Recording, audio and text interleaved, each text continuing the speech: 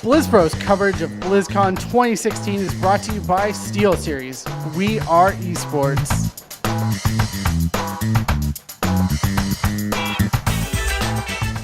Hey guys, we just finished up day one on the floor of BlizzCon talking about Overwatch, and lots of crazy things came out of the main event this morning and the opening ceremonies and esports. So we'll definitely go there, but we need to finally be able to answer the question we found out today. ¿Quién es Sombra?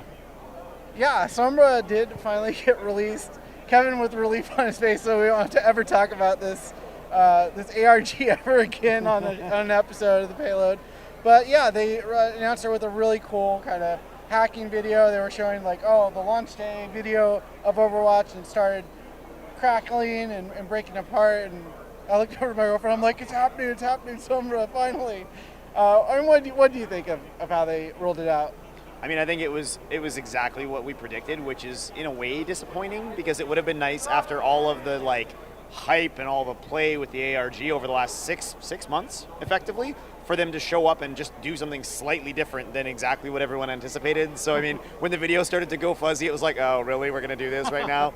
But honestly, the presentation was great. The character looks phenomenal. So I mean, I have to look at it and say, the takeaway here should be it was a lot of fun, and if they could have condensed that experience into half the amount of time, I think it would have been excellent. Oh, no way. I loved it. It was so... I wanted longer. Remember, we got a digital short, right? So we got a new digital short thrown into it all. It definitely, I wanted it to be really creepy and, hackery in it, and they got it on the first part, and then they went into a Pixar digital short of Sombra, which, to be fair, I think is awesome. We love the digital shorts from Blizzard. I definitely, though, I liked that everyone kind of knew, because you saw the first glitch and you kind of hear a and then you see a second glitch and you're like, oh my God, this is happening. This is finally happening. And then the third one and everything starts going crazy and you're like, yes. Everybody goes wild. It was something that I personally have never seen of or heard of them doing quite like that at a BlizzCon. I don't know if they've ever hijacked, basically had the games or the characters from a game hijack a BlizzCon thing in any sort of way. So I thought that was really amazing. So I'm a huge fan of Sombra. Sombra is introducing stealth to Overwatch, though. There are some people who are pretty... strong feelings on that one. Yeah, very strong feelings. Kevin, how strong are your feelings?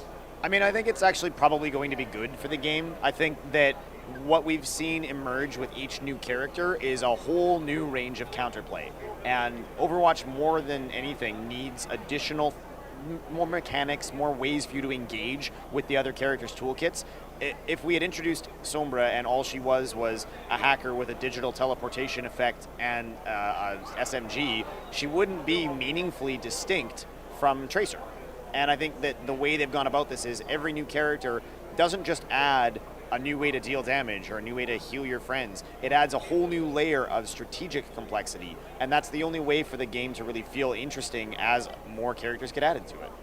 Yeah, and I think the really good thing is they balance it pretty well, at least from a paper perspective, reading the talents and her skills, because you're able to knock Sombra out of the stealth if you get those skill shots down. So I think it's really good balance right there. Being able to escape pretty easily, and obviously we've talked about this on the show many times about skill levels. Now at the lower levels, she's probably going to be a giant pain, but higher up it might be a little more interesting to see how she plays out in that dynamic.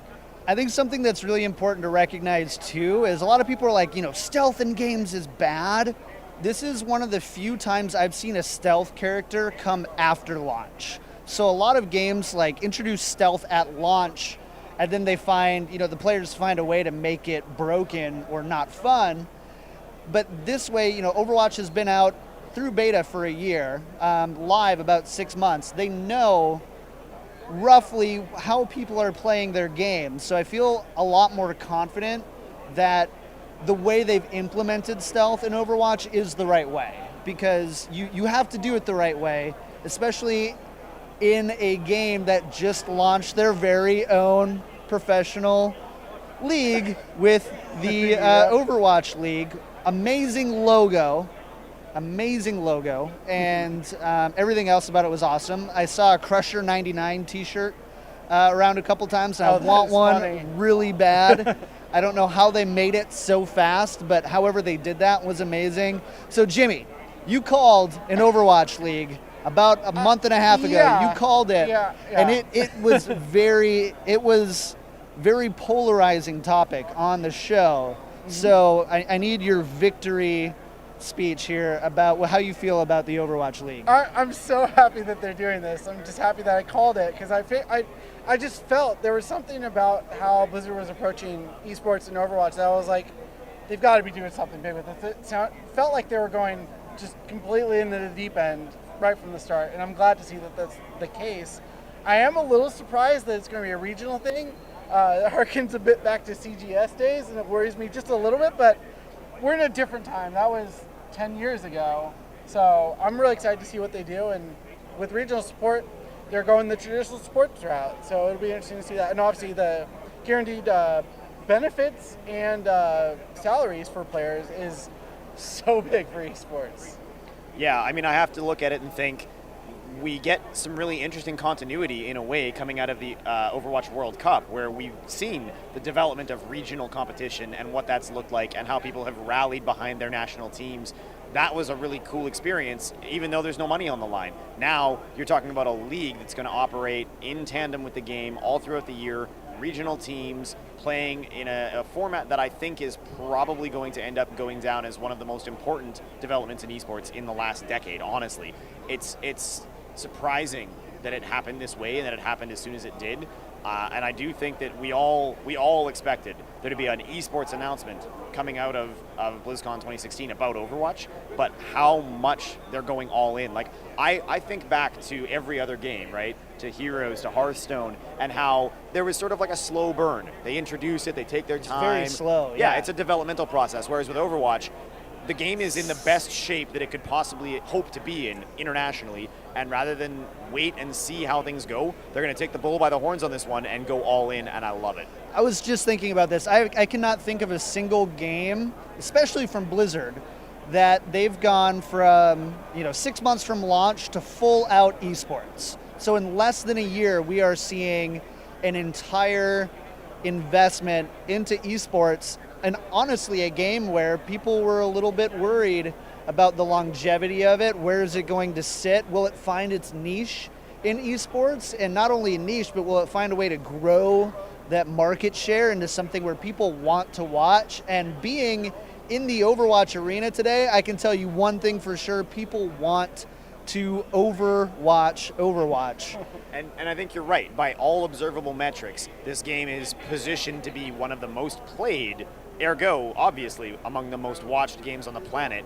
And there's never been anything like this that's happened this fast, not only from Blizzard, but from any developer. Frankly, most of the esports that are really well cemented now had years of process, or in some cases are actually, in terms of something like Smash or CSGO, they're games that have come back a decade later and really asserted themselves.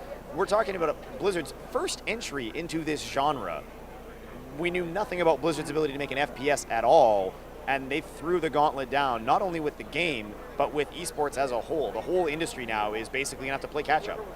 Sorry, go ahead. Well, I think the really interesting thing is the Overwatch tournament here now makes so much more sense. Way more At sense. first we were like, okay, why are they doing regions here? And now you're getting your audience already thinking, okay, we're regional, we're going to vote for our region.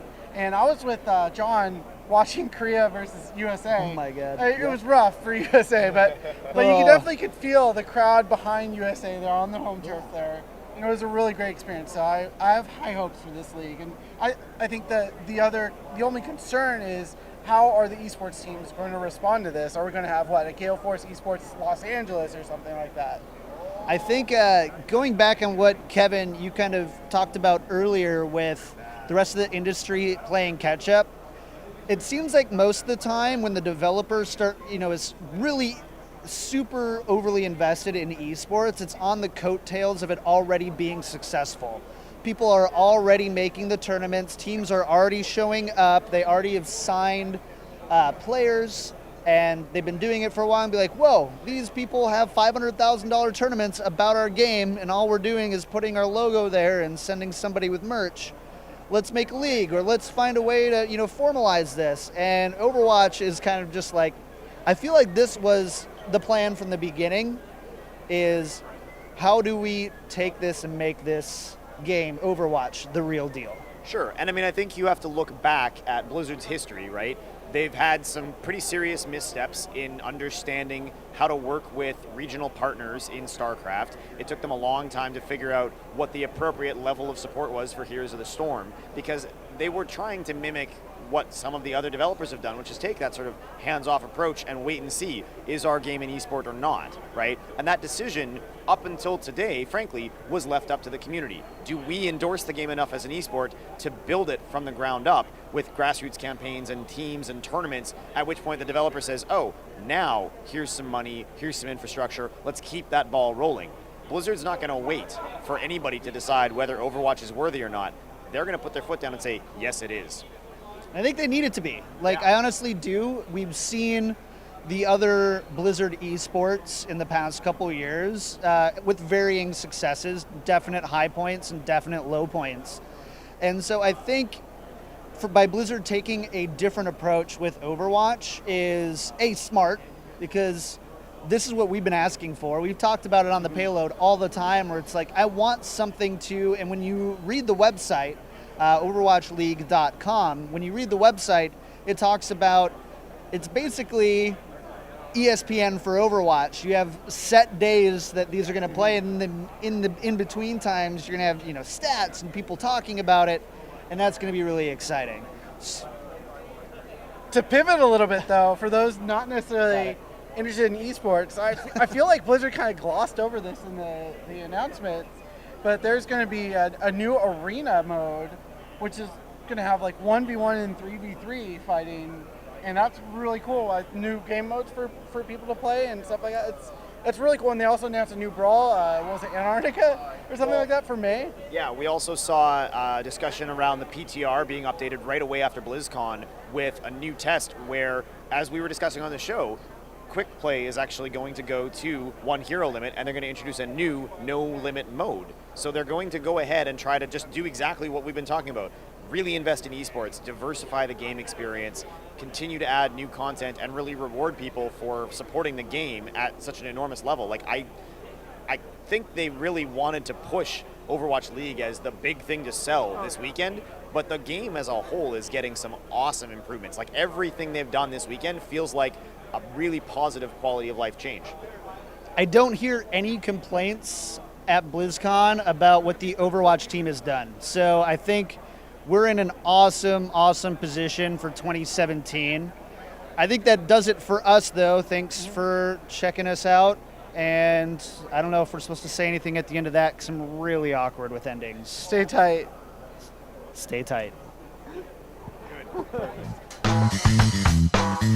BlizzPro's coverage of BlizzCon 2016 is brought to you by SteelSeries. We are esports.